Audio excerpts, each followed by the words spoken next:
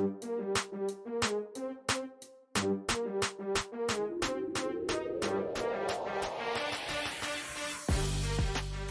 this episode of the All About Wrestling podcast,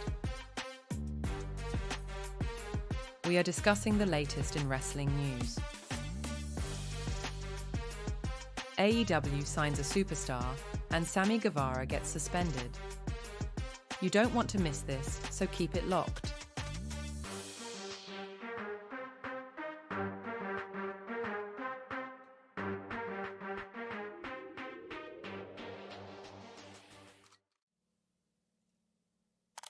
Hit that like button, subscribe, hit that notification bell.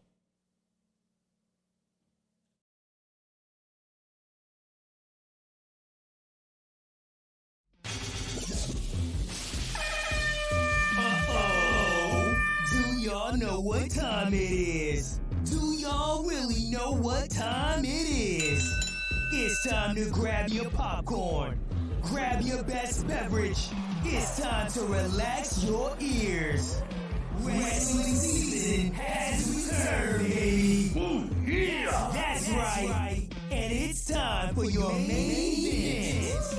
Coming down the aisle, we have the one, Bobby Wrestles. And he is accompanied by the beautiful Mia Moore. This is the main event. Welcome to the All About Wrestling podcast. Saturday morning, Saturday afternoon, it's your boy, Bobby Wrestles is here. Welcome to the All About Wrestling podcast, live from Philadelphia, folks. Folks, so much going on in the world of wrestling, as always, and I'm your guy with the bow tie, Bobby Dub in the building, folks. We got a lot to talk about.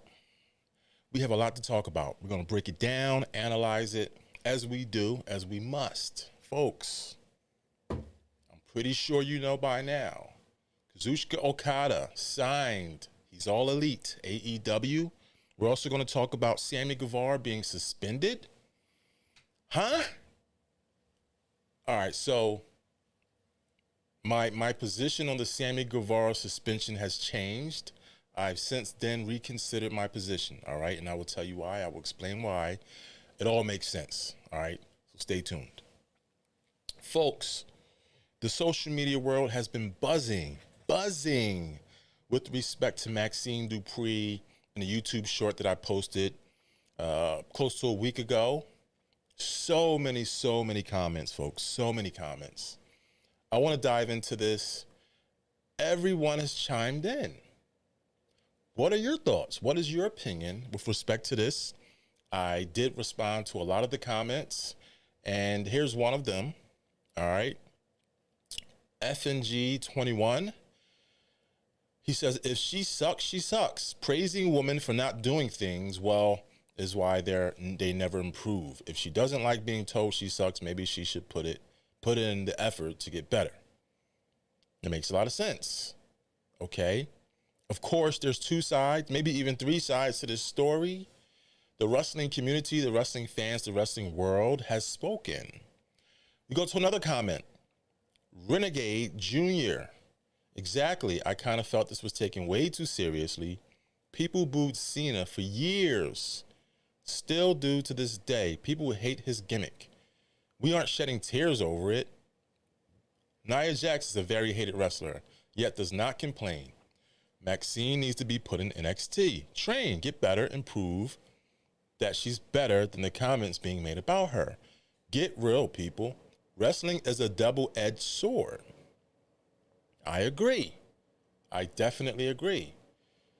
There were some comments that were a little bit extreme, and thank God to the YouTube algorithm. You know, many people think it hurts us. I think it helps us. I saw the comment. I will not repeat it here. It was very disparaging. But again, thanks for reaching out. Thanks for commenting. Thanks for attempting to comment. The YouTube algorithm just completely took your comment and deleted it. All right. So also another comment. Don't worry about me, 2127. I agree. You can give whatever reaction you want. but you should also have reasonable expectations. She's only like 2 years in. It's not like she's Naya, still messing up left and right, and she only got hired because of The Rock. Maxine could become very good, but she's new. She hasn't worked at it enough yet, so don't expect her to be like Bret Hart in the ring. Well, we don't. In fact, there's many people we don't expect to be like Bret Hart, but still, as wrestling fans, we have the right to boo. That was my problem. My problem was that we were being censored from so much support staff on behalf of her saying, oh, don't boo. What? We pay tickets to boo. It makes absolutely no sense. King of Hueco Mundo, not happy about SmackDown. It's the same thing WWE been doing for weeks, months now. Now it's Cody and Rock in reverse. Slap, don't get any. I can't see that because there's little heart things in the way. Yeah, I mean, that's to be expected. That's to be expected, but I mean, it's WWE, road to WrestleMania. If it's not good for you, trust me, it's going to get better. All right? And thanks for tuning in. Our last comment, folks, Jacob Young, or Jacob Young. Are you going to boo a baby for falling when he is just learning to walk? She's new and she's trying.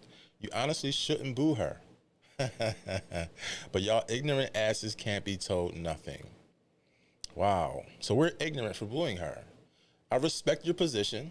I don't want you to agree with me. However, it makes absolutely no sense. We go to these stadiums, we scream, we cheer, we boo. We pay to do this. All right. So if you're a wrestler, an actor, someone that's, performing for us, right? We should be able to do whatever we want, as long as it doesn't cross the line, all right, and get, extreme, all right? But in terms of booing, we all have a right to, all right? If you don't like it, cover your ears. 15 minutes plus entrances, a 40-minute promo. Yeah, the time, we all know, it's a lot of talking. And sometimes you have to fill the gaps. When you can't always provide constant entertainment, you got to fill the gaps. And to be objective, because some people like that stuff. Some people like the soapy interviews, the talks, the discussions, the backstage riots, and everything else. So, but I get what you're saying. I'm with you. I'm just trying to be objective here.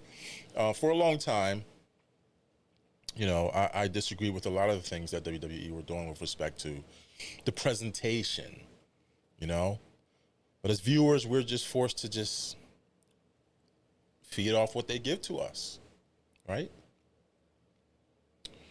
So we're talking about Kazuchika Okada, right? Signing. He's a part of the Elite. Sammy Gavara being suspended. There's a lot going on. There is a lot going on. All right. Okada, he's all elite. All right. He's all elite. And from what I believe, he's taking Kenny Omega's spot until Kenny Omega gets back. Right. Sammy Gavara suspended for a botched spot on Jeff Hardy. All right. So we're going to get into that. But first, I do want to get into some talking points. All right. Let's talk about it. The trending topics in wrestling today, okay? Folks, Andrade is back in WWE, okay? We all saw this coming. Did I think it would happen so soon? I did not. In terms of non-compete clauses, I don't think Tony Khan is a big fan of that, and I respect him for that. These wrestlers, these talents, these are their careers, how they make money, how they feed their families. In some way, in some aspect, we have to give respect to Tony Khan for not doing that, because as fans, we get to see our wrestlers quicker, right? When they jump ship, when they go to the other companies, we get to see them quicker than later, all right? On the other hand, WWE, we know from experience, they do not do this. Okada, heel turn is interesting. Buck's been doing good. That whole Sting retirement built up was great. It was. And so many of the, what do we call them? There's a term I used to use. The McMahon. Either way, a a lot of the WWE diehards were downplaying it. Oh, there's no storytelling. That's their favorite line when it comes to AEW. Stop it already. Oh, the storytelling wasn't great. Sometimes there's not any storytelling. This is wrestling. Sometimes there's a good story. Sometimes there isn't. Sometimes the star power trumps the story. We don't need a story. We got this person and that person. What more do you want? You want a story, turn on The Young and the Restless. You know? So he's back. Where do we see Andrade going? Do we see him associating with the LWO? Do we see him going to the Judgment Day? Apparently they're scouting him. Are they trolling? Is this going to be a pivot where we all believe, oh, he's going to join the Judgment Day, and then he doesn't, and then there's faction against faction, Judgment Day versus LWO, because you got Dirty Dom, you got Rey Mysterio. It just makes sense. It makes sense, right? And I'm trying to forecast here with respect to what's going to happen. Sometimes we have to do that. But where does Andrade fit, right? He's back in the company, the same company his wife's in, who, by the way, I think is returning sooner than later.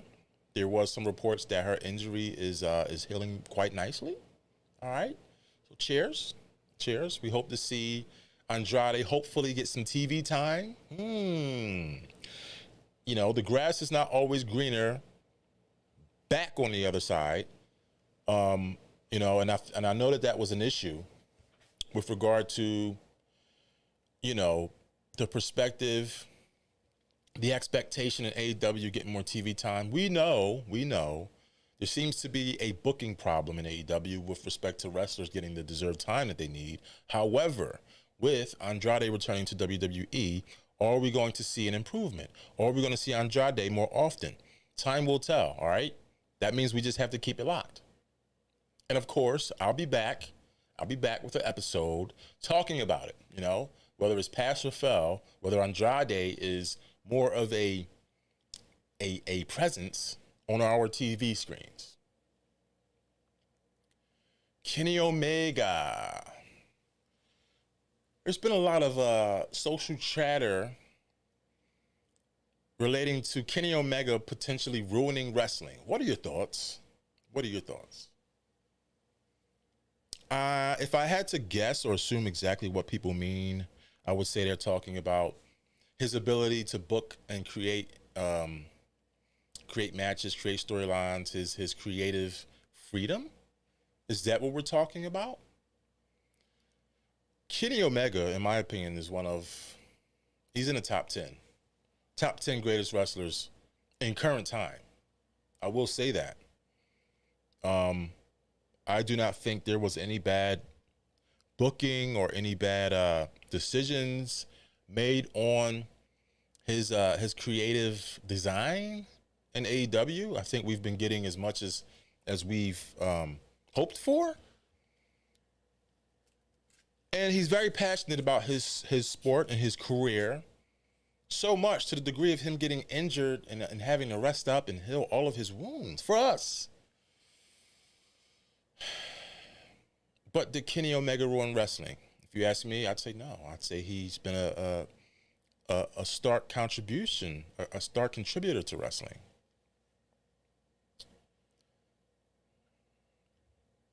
If it came out of my mouth about Omega, I don't buy it. Wait, if it came out of Corny's mouth about Omega, I don't buy it. Okay, and then I lost respect for Andrade for making up lies that he had heat with Sammy. Yeah, that was kind of crazy. And we didn't forget that. We did not forget that. Lastly, in terms of trending topics, I want to talk about the We Love You Bianca, hashtag We Love You Bianca, all right? So apparently, Bianca was featured on the latest cover of WWE 2K, and it's no secret, racism is not dead in America. It's not. It's no secret. We all know it. Some of us, we try to pretend, oh, there is no racism. there's always going to be racism. As long as we are different shades and different colors, there's always going to be racism. Apparently, there's a lot of support with respect to Bianca and her receiving racist comments about her being on the cover. It's expected. It's expected. I'm not trying to downplay the situation or even say that it's okay. It's not okay. I don't condone this in any way. But I do love the fact that there are so many friends and peers, so much professional talent supporting her, as well as us, so many fans supporting her. So, yeah, I mean, where there's hate, there's always going to be love. And hashtag we love you, Bianca. All right. So those are the trending topics, folks. And I just wanted to talk and touch on those because I'm pretty sure as time goes forward and days continue on, more information with regards to these topics will develop, and we'll touch those as necessary. All right. Local time, Philadelphia, PA. It's 3:20 p.m. And we're just here. We're having a conversation, right? Cornette. Very good name for him. He is corny. In fact, he's a hater. You're a hater. All you do is sit and complain about everything you don't like. So many people, they enjoy it. They love it. They listen to him. I don't listen to him. You know, it's just toxic. Say something positive for once about something. It's ridiculous. All right. Folks. So the phone lines are open. If you want to cam up, please feel free. If you want to talk about anything, feel free to call in. If you want to cam up, let me know. Email us. And we'll get everything squared away for you. Okay? Of course, this is a new system we're using. We're using Streamlabs. A lot of it is the same as the previous platform that I used. It did have a steep learning curve for me, so I'm still getting used to this. How's the presentation? And I'm looking at myself on the screen. I don't know how the quality is that's being fed to you. How is it? Is it good? Is it great? Please let us know in the comments. All right, folks. So Okada, the Rainmaker. All right.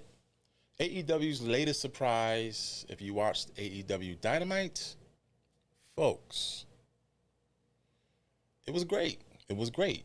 I can't wait to see Kazuchika Okada in the ring. Blockbuster deal. Talk about that shortly. He's going to be full-time. He's in the All Elite. He's in the Elite. He feels that AEW will give him the best opportunity to succeed. That was surprising, considering that so many wrestlers and so much talent has left the company because they feel as though they have not had TV time or bad booking. But Okada has a lot of faith in Tony Khan and the decision makers in AEW. All right. Yes, there's also a new look on Dynamite.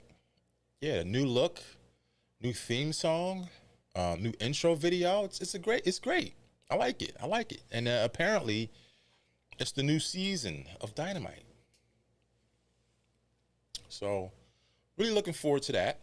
But Okada. All right, so he's expected to be a rival of Kenny Omega, of course, since it seems that he's taken his place. Joined with the Young Bucks, and I knew this was going to happen because when he came out, you know, Eddie Kingston's in the ring, and he's coming out, and he's got a suit on. I'm like, why does he have a suit on? Was it Eddie Kingston or was it Darby? Am I going crazy here? Please help me out. But he comes out in a suit. I'm like, wait a minute. Why is he in a suit? Right? They're in suits. He's in a suit. He's going to turn. And sure enough, he turned, and he joins in with the Elite. Tony Khan needs to delete Collision and rebrand. I agree. You're doing too much. You're doing way too much. It's been decades before WWE got 3 shows, correct? All right, so Okada, 3-year deal. A 3-year deal, and get this, approximately $4.5 million per year. It begs the question. Now, it's very interesting because we all know the amount. Usually, we don't know these numbers. Are they throwing this out there? Is it true? Is it real? Because this begs the question. The question is, how much was MJF making? Where is he? It's a question because it's always been, oh, I'm not making enough. I need a bigger contract, but the numbers are never exposed or revealed to us. But here, all of a sudden, they're throwing numbers around, like it's an Oprah Winfrey show, throwing numbers. And we got him, $4.5 million per year for 3 years. All right, so that's close to $15 million. $15 million for one person. How much is Mercedes Moné going to make? Are they going to share those numbers too? Since you're sharing numbers, can we get everybody's numbers? I'm just curious because I want to know, how much people are getting paid because people are jumping ship like the Titanic is sinking. It's just something to think about. All right, I have Okada's record. His wrestling record is very short of spectacular here. We're talking 750 wins, 11 draws, and get this, 881 losses. So Okada's loss percentage is higher than his win percentage at 53.65%. Now, I know wins and losses, perhaps they don't mean much in wrestling because we know what wrestling is, right? For the sake of the sport and me being a mark, I'm not going to even talk about that. That's not important. However, we're talking Okada, a guy that's bringing in nearly $15 million. His record doesn't equate to that. But he's an icon to many. Appropriately, those people in Japan. So time will tell what story Okada is going to paint for us in AEW. I'm looking forward to it. There's so many potential dream matches and bouts that we are expecting. So I'm looking forward to that. All right. Before we move on, folks, I do want to talk about our partners, sponsors. So just take a look. I'll be right back shortly.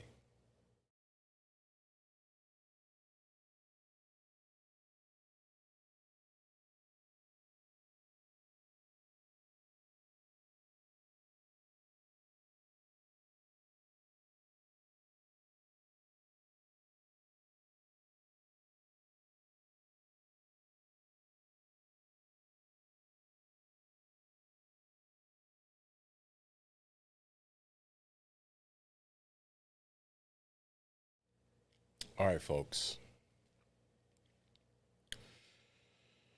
Oh, boy. Wrestling's still interesting. It still is. It's always going to be interesting because we're always going to pick it apart, like chicken bones. We're going to work it like a chicken bone in Harlem. You ever heard that? So, yeah. Moving on along, folks. Sammy Gavara. Now, this story is a little bit different because I'm pretty sure from the onset, we didn't really understand it. So how it was presented to us was as a major violation with regard to him making a mistake, right? When I first heard this story, I was like, that's ridiculous, right? And then I started doing a little bit of research. More information came out, and now I'm starting to understand it and unpack it, right? So February 16th, let me just give a little bit of a backstory for those who don't know. February 16th, Rampage. It was Sammy Gavara versus Jeff Hardy. Close to the finish of the match, or what we thought was the finish of the match because the match had to end. Sammy Gavara, he went and he performed a shooting star press. Jeff Hardy was laying down, and it was botched. Sammy Guevara's leg made contact with Jeff Hardy's face, which we know now that it caused a broken nose. So when I heard this, I thought, oh, this is ridiculous. He made a mistake. Sammy Guevara was suspended for not adhering, get this, to the concussion protocol. Initial reports did not share this information, all right? So, of course, we all know that there are concussion protocols with respect to what sport, what company. And Guevara's getting a lot of support from wrestlers who feel as though that the call for him to get suspended was unfair. And I'll break that down in a bit. So, with reference to the concussion protocol, once there's a belief that a wrestler has a concussion, the match is supposed to stop. There's not supposed to be any more impact between the individuals in the ring. Guevara was instructed to end the match. So when he got the signal from the ref, he said, okay, I'll end it. And then we saw Guevara perform a GTH, which is almost like the counter equivalent of the go to sleep, but your opponent's backwards. So instead of hoisting him up, picking him and dropping his face on your knee, you're actually flipping him over and kneeing the back of his head. So with concussion protocol, it's my belief that, no more impact between wrestlers. For him to do this move, a move that specifically targets the opponent's head, was, a major violation, major no-no. Guevara blames the situation as a miscommunication. Now, if you've ever wrestled, and I've wrestled before, I have experience in the ring. Sometimes we would hear orders, commands, communications. Even if you have never been in a ring and you are a very serious, dedicated wrestling fan, you pick up on these cues, you understand what's happening in the ring, right? So could it be, and this is a very poignant question, could it be that when Guevara got the order from the ref to end the match, the ref meant no more contact, and Guevara meant, okay, I'll finish it with my finishing move, right? Because as a wrestler, the show must go on. We cannot, I'm saying we, like I'm still, a wrestler cannot reveal that there's something wrong. So for him to do that, it made perfect sense to put him out with the finishing move instead of pinning him after a botched move, or you get what I'm saying. It makes perfect sense that Guevara is blaming this on a miscommunication if he perceived the ref's order to finish the match, meaning in his perception, it could have meant finish him, right? Now, the referees, of course, the backlash is that the ref and the support medical staff should have somehow interfered before there was any more contact, but that's not how it works. And that's my understanding, is that that's not how it works. And if I'm wrong, please, somebody tell me. But now thinking about it, it makes a little bit more sense that he got suspended, but it doesn't make sense if the referee had an idea that Jeff Hardy had a concussion and did not communicate this to Sammy. If the referee was on point, he would have recognized that there's something wrong, that perhaps he does have a concussion, and gotten between Guevara and Hardy. Did the ref just stop being a ref and let this guy perform his move? I don't know, but there's so many layers here. And honestly, the people that really know what happened are the people in the ring. To some degree, the people connected via communication with the earpiece, but the people in the ring, Jeff, Sammy, and the ref. Of course, we saw Matt Hardy. He did what any brother would have done. He got angry, he got upset. However, as professionals, we're not supposed to do that in front of a live crowd. We do that behind the scenes. So that was a little bit of a mishap, and that was something that I don't really find respectable. Come on, bro. Mistakes happen, all right? So with this being said, there's a lot to unpack, right? And I just wanted to talk about these topics. I just wanted to have a discussion and break it down. And we'll be back. Make sure you keep it locked. Follow us on YouTube, Instagram. And we hope to see you soon. Take it easy.